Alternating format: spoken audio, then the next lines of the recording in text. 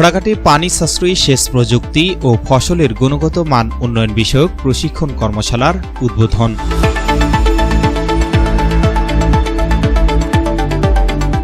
আসসালামু আলাইকুম।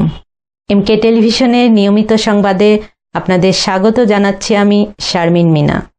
এতক্ষণ শুনছিলেন সংবাদ শিরোনাম, এখন ডেস্ক থেকে বিস্তারিত।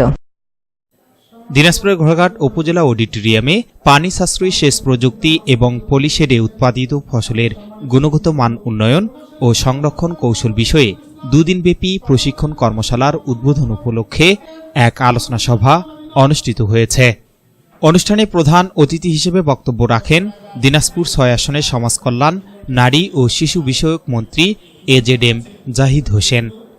বিশেষ অতিথি হিসেবে বক্তব্য রাখেন রংপুর বিভাগীয় সংশ্লিষ্ট প্রকল্পের নির্বাহী পরিচালক মাহাবুর আলম, সেচ প্রকল্পের প্রকৌশলী বদিউল আলম সরকার, ঢাকা বুয়েট কলেজের প্রভাষক ডাক্তার সাহারা বানু, প্রভাষক ডাক্তার নুরনাহার বেগম এবং ঘোড়াঘাট উপজেলা বিএনপির সভাপতি শাহ মোহাম্মদ শামীম হোসেন সহ আরও অনেকে। 2 দিনব্যাপী এ প্রশিক্ষণ কর্মশালায় উপজেলার 90টি এলাকা থেকে 90 জন প্রান্তিক কৃষক অংশগ্রহণ করছেন। কর্মশালায় কৃষকদের উৎপাদিত ফসল অধিক লাভে বাজারজাতকরণ, ফসল প্রক্রিয়াজাতকরণ, এক জমিতে 4 ফসল উৎপাদনের আধুনিক পদ্ধতি বিষয়ে প্রশিক্ষণ দেওয়া হচ্ছে।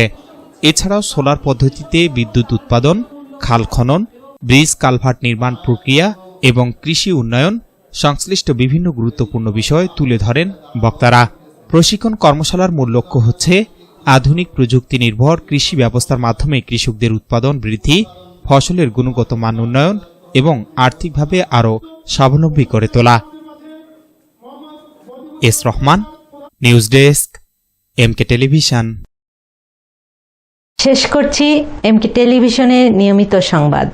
এতক্ষণ সাথে থাকার জন্য সবাইকে অনেক অনেক ধন্যবাদ।